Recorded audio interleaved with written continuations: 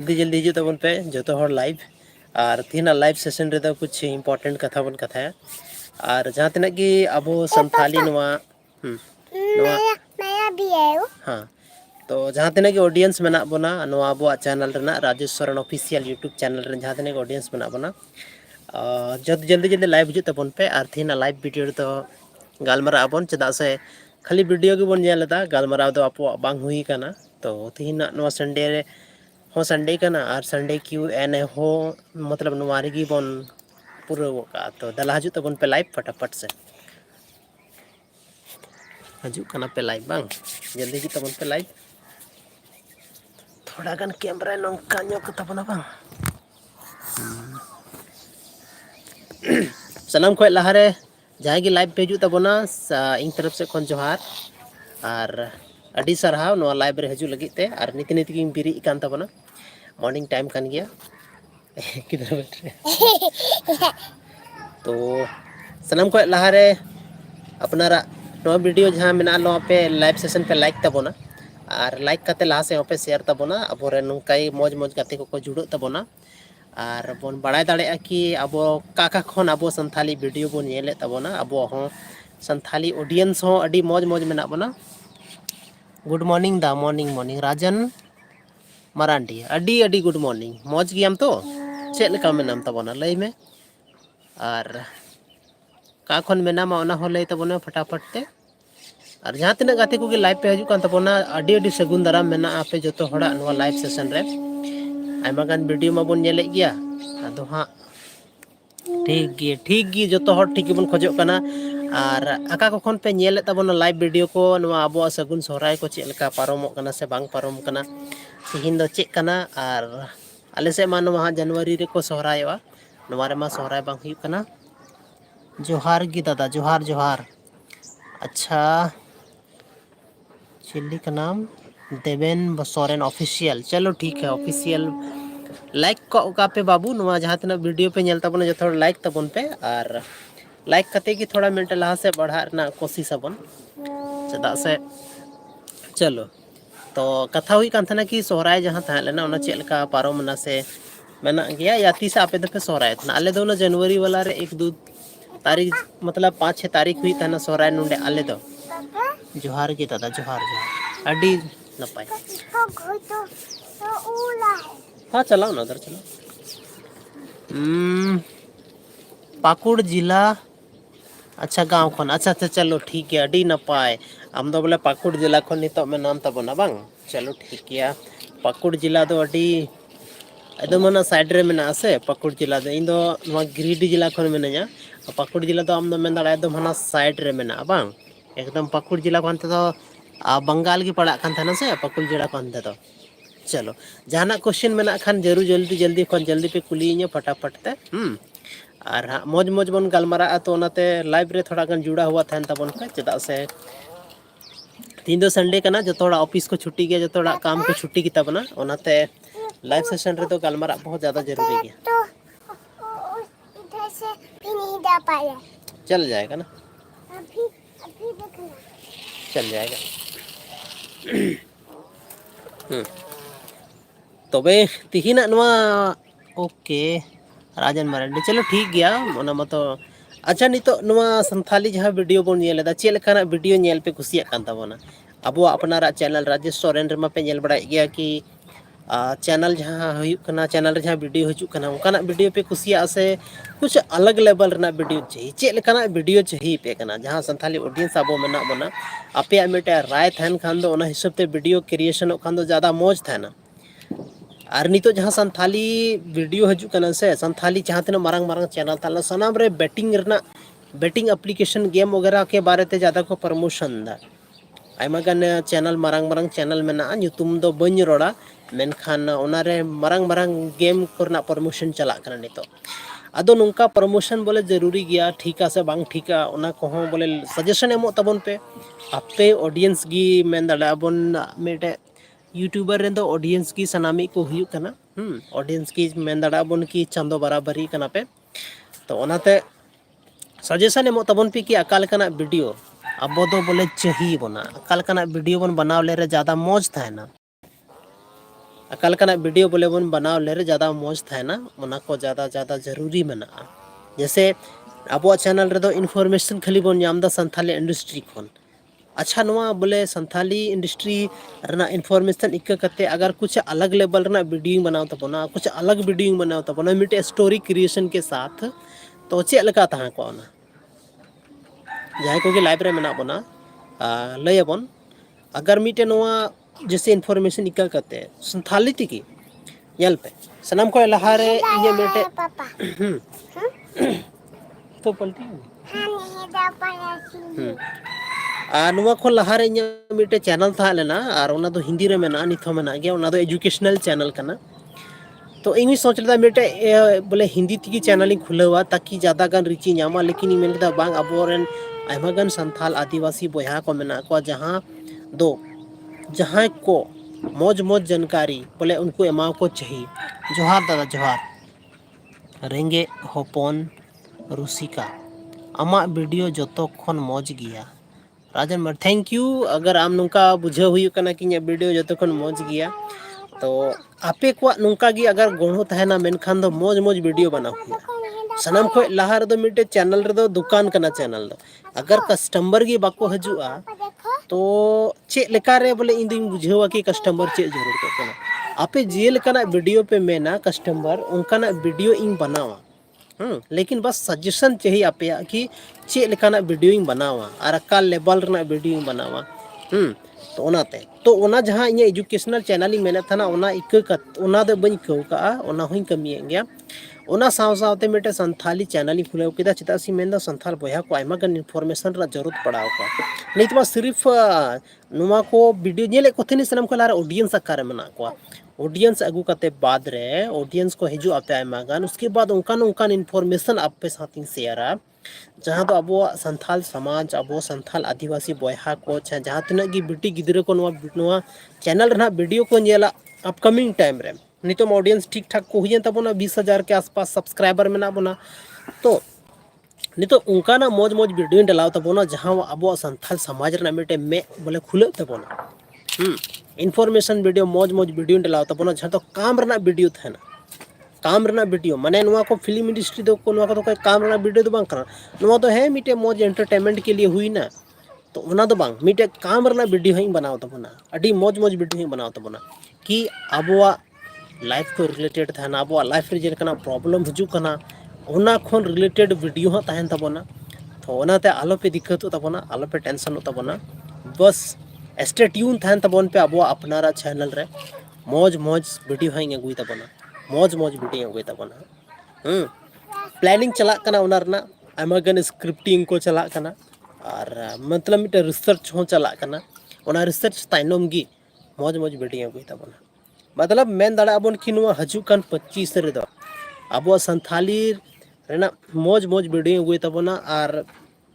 Main अबन से Sahana video की जहाँटा creator की अगर वीडियो बनावा अगर उना रिसर्च करते वीडियो बनाओ खान तो उना तो अड़ी मौज बना था ना अड़ी जबरदस्त और नापाई वीडियो बना था ना मेरे और आपसे पूरा सपोर्ट रहेगा आपका वीडियो बनाने के लिए राजन मरांडी बिल्कुल सपोर्ट चाहिए बाबू आप ही लोग का तो सपोर्ट चाहिए वीडियो बनाने के लिए देखिए सबसे पहले ऑडियंस रहेंगे ना ऑडियंस का सपोर्ट रहेगा ना बहुत धांसू वीडियो बनाऊंगा मैं सोचा हूँ आप लोगों के लिए ही मैं काम कर रहा हूँ और मैं सोचा हूँ क्यों ना अपना ही मेरा जो वीडियो जो देखेगा ना अभी तक जो वीडियो बना है उसको छोड़ के आने वाले 25 में जो मैं वीडियो बनाने वाला हूँ ना 1 महीना के बाद नवंबर दिसंबर के बाद जो मैं वीडियो बनाऊंगा ना नेक्स्ट लेवल का रहेगा भाई नेक्स्ट लेवल का रहेगा अलग लेवल ना वीडियो था तब ना अब जहाँ बेटी गिद्रे को नेला अब बेटा को नेला मिटे सीख को नामा वीडियो को मिटे मोटिवेशन को नामा मिटे मोटिवेशन नाम करते उनको अकवा लाइफ को अपडेट तबना अब दो लाइफ रे मिटे फोन बन था फोन बन अपडेट दा लेकिन आयमागन होड़ उनका मेना बना अब लाइफ रे अब डे टू डे लाइफ जहाँ हुई कना ओना बाबून अपडेट दाड़े कना चिकाते बाबून अपडेट दाड़े कना सनाम मा चीज मेना अब संथाड़ की सनाम को जस्ती बन खटा कना जहाँ रे बन कमिया संथाड़ की सनाम को ईमानदारी रे संथाड़ की सनाम खन जस्ती जंगल बीर बुरु रे बन थाना संथाड़ की लेकिन अब संताड़ा डेवलपमेंट तीस हुआ अब चिकाते लहाते बाबून बढ़ाव दाड़े कना नवा दो मिटे कटी मरंग सवाल दो बांग बहुत मरंग सवाल कना तीन अब जहाँ रगी संताड़ रे येल को पे 30% होड़गी मतलब ठीक ठाक मना को 30% होड़गी ठीक ठाक रही बात दा उसके बाद जहाँ 70% होड़ बन सारे को कना से अब दो उनका मेना बना जहाँ दो बांग दो अपनार कुशी ते जहाँ बन थाव दाड़े बांग दो अपनार कुशी ते बन जॉम दाड़े केवल और केवल जीव तहन लगी जॉम न्यू हुयुग कना जीव तहन लगी बस तहन हुयुग कना तो उना को खन गी बोले अब चिकाते बाहर बन उडुकोआ उना को खन चिकाते अब आउट स्टैंडिंग आबन बस उना कोरना वीडियो बन जामा अब चैनल मेन दाड़े आबन धासु चैनल मेन दाड़े आबन धासु वीडियो जहाँ वीडियो नेल कते अबोरेन जहाँ कटी कटी गिद्रा मेना को तिहिन पूरे के पूरे को डीमोटिवेट चुके कना एटा रास्ता को अपना चुके का छपरी को बना कना छपरी प्रो को बना कना छपरी अल्ट्रा प्रो मैक्स को बना कान तबना उनको चिका तेबन बचाव कोआ उना खोन अबुआ जहाँ भविष्य में ना अबुआ जहाँ भविष्य डिपेंड दा मिटे भविष्य जहाँ हुई कना से फ्यूचर डिपेंड दा हजुकान गिद्र ठे हजुकान जनरेशन ठे लेकिन उनको की तीन अलग अलग रास्ता रे को चला कान तबना एक से एक छपरी को बना कान तबना अभी सुबह में कौन पटाखा फोड़े कोई तो फोड़ा चलो कई लोग ऑडियंस लोग को बोल दो हाय हाय बोलो कैसे हो आप लोग आप बोलो मैं खेल अच्छा खेलो अच्छा से खेलना फिर मैं को अपना घर ले डाला था ओके तो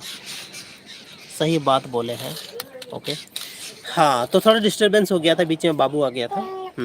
चलो तो नुआ को कथा गी नुआ को चीज गी अब अगर मिटे टोटल माइंडसेट ना बात करना कथा करना अगर माइंडसेट अब ठीक थाहे ना माइंडसेट अगर अब ठीक थाहे ना तो अब जहाना बन चिका दाड़ा जहाँटा अब सोच दाड़ा ओना बन कमी दाड़ा लेकिन मिटे सही टाइम रे सही जगह रे सही टाइम रे सही इन्फॉर्मेशन जरूरत बन कना अब संताड़ अब संताड़ के उन्हें जस्ती बन खटाव दाड़े कना अब संताड़ के उन्हें जस्ती बन कमी दाड़े कना तीन हर एक इंडस्ट्री लेवल रे जहाँटा इंडस्ट्री रे चला बेंगलोर चला में तमिलनाडु चला में जहाँ दिसोम की चला में संताड़ बनु को नुका दो बांग हुई दाड़ा मेन दाड़ा बन मीटे सिटी रे संताड़ा ओड़ा दो बांग था दाड़ा मीटे सिटी रे संताड़ा दुकान दो बांग था दाड़ा मीटे जरूरी बनो मीटे सिटी रे संताड़ा दुकान तहना लेकिन वो तो पक्का जरूरी मेना कि उना सिटी रे या उना शहर रे संताड़ दो जरूर को कमी तो नुआ को खन अब 30 बन बाहर है बस नौका की कुछ टॉपिक उठाव हुई कना नौकाना मौज मौज कथा ले कते कि अब चैनल रे वीडियो हजुआ बस नेल तबन पे हालांकि सही बात बिल्कुल तो उना को कथा कना और उना को कथा ले कते कि अब मौज मौज वीडियो ना बन बनावा और अगर उना मौज मौज वीडियो बन नेला तो अबोरेन जहाँ हजुकान अबोरेन बिट्टा तको कटी गिद्रे को अबोरेन बया को उनको को नेला तो उनको कुछ मोटिवेशन को नाम कते ला से बढ़ाने को कोशिश तबन उनको को बुझावा कि रियलिटी चेक करना और मतलब मेरे जो दिखावर ना जिंदगी हुई करना मेटे करना रियलिटी बेस तो ना रियलिटी चेक करना उना को बुझाव नाम तबना और लहा से बढ़ार उनको को कोशिश तबना बुझाव तबना को रियलिटी बन बुझाव नामा से जिस दिन अब रियलिटी बन बुझाव नामा उन हिलोग अब लहा से बढ़ारना मतलब कोई हाँ बार को दाड़े बना उन हिलोग सनाम खन जरूरी बना टाइम रे मोटिवेशन टाइम रे जानकारी मेना बोल से जानकारी बन नामे गया अब संताड़ लेकिन लेट ते बन नाम अब संताड़ी दो इंटरेस्ट चेर बन दोदा जतरा पत्ता चेदा से नवार अब इंटरेस्ट इसलिए थान कान तबना चेदा से अब आसपास माहौल रे बन नेले को आसपास जहाँ अब बन तहन कना माहौल रे बन नेले को कि नोड़ नुंका को चिकायदा हांडी पौरे नवार ज़्यादा इंटरेस्ट मेना तबना चेदा चेदा से अब जहाँ बन तहन कना उंडेना माहौल उनका के मना उंडे होड़ा ज़्यादातर थिंकिंग ही उनका मना तो नितर जहाँ एल्बम वीडियो को उडुक कना होड़ा थिंकिंग के हिसाब ते वीडियो को बनावदा होड़ जेलका को सोच दाड़े कना होड़ा जहाँ लका थिंकिंग पावर थान कना उना लका के उनको राइटर हो थिंकिंग पावर को यूज दा और उनका ना मिटे गाना को तैयार दा और अब बन नेल दा अब तो डी रस्के बन बुझाव दा इसलिए छता से अब पर्सनालिटी खोने मैच दा ᱟᱵᱚᱣᱟᱜ ᱡᱟᱦᱟᱸ ᱯᱟᱨᱥᱚᱱᱟलिᱴᱤ ᱢᱮᱱᱟᱜᱼᱟ ᱚᱱᱟ ᱯᱟᱨᱥᱚᱱᱟलिᱴᱤ ᱠᱷᱚᱱᱮ ᱢᱮᱪ ᱫᱟ, ᱛᱚ ᱚᱱᱟᱛᱮ ᱟᱵᱚ ᱡᱟᱹᱥᱛᱤ ᱵᱚᱱ ᱠᱩᱥᱤᱜ ᱠᱟᱱᱟ। ᱟᱨ ᱢᱮᱱ ᱫᱟᱲᱮᱭᱟᱜᱼᱟ ᱵᱚᱱ ᱡᱟᱦᱟᱸᱴᱟᱜ ᱜᱟᱱᱟ ᱜᱮ ᱪᱷᱟ ᱵᱷᱤᱰᱤᱭᱳ ᱜᱮ ᱟᱜᱟᱨ ᱟᱯᱱᱟᱨᱟᱜ ᱯᱟᱨᱥᱚᱱᱟलिᱴᱤ ᱢᱮᱪ ᱠᱮᱫᱟ ᱥᱮ, तो अड़ी मौज गाना कना नोआ गेबोन मेन दाड़ा अपनारा फीलिंग अपनारा इमोशन को अगर उन्हें टच केदा मेन खान से तो आबो दोबोन मेना कि नोआ दो सनाम कोन मौज गाना कना नोंका ना गाना थिन भी बना भी मामला उनका बनो थिसा। लेकिन नितो जहां गाना उडुक ना गाना बहुत डबल मीनिंग उडुक कना आयमा गन गाना ना एग्जांपल लई ताबोन पे कि ओना गाना दो डबल मीनिंग गाना कना ओना डबल मीनिंग रे नेगेटिव थॉट ते बनाव कन गाना कना ओना गाना अगर थिन अबो अबो फैमिली तलार बाबन अंजम दाड़े कना आबोरेन जहां मान दे मिटे बस रे बन सफर दा चे मिटे छोटा गाड़ी रे बन सफर दा और ओंडे बन दुड़ु कना जतो फैमिली जहां से बन चला कना गाना बजाव लगी सोच पड़ा कना काटा गानी बजाव ओकाटा गाना मौज मेना खुद की बांग बुझाव नामो कना। तो नोआ को मेना और नोआ कोन जिस दिन नोआ कोन लास्ट अबो अगर अपने बाबुन अपडेटोआ तो फिर नोंका के बन थाना। तो ओनाते अपडेट जरूरी गया अब जहाँ तक संथाल आदिवासी बया मेना बना मौज मौज वीडियो बन नेलमा अबेटे रिक्वेस्ट तहना कि जहाँ तक कि संथाली चाहे जहाँ वीडियो के आप यूट्यूब रे पे सर्च दा अदर वेबसाइट रे दो वीडियो कार मेना यूट्यूब रे वीडियो पे नेलदा यूट्यूब रे वीडियो पे नेले तबना मौज मौज वीडियो नेल तबन पे उनका कुछ वीडियो नेल तबन उनका कुछ स्टोरी नेल तबन पे जहाँ कोन मिटे कुछ लर्निंग नामो कना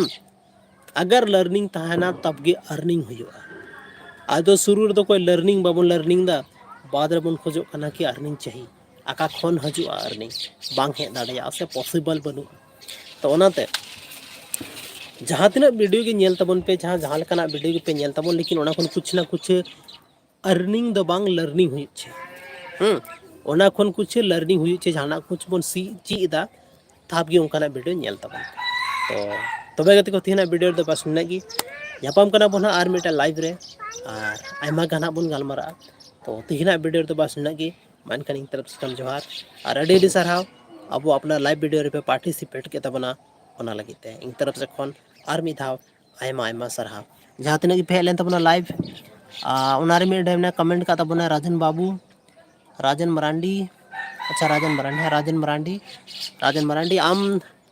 बाबू आम लाइव एखय मुचे बेम थायन तबना ओना लगिते अडी साराव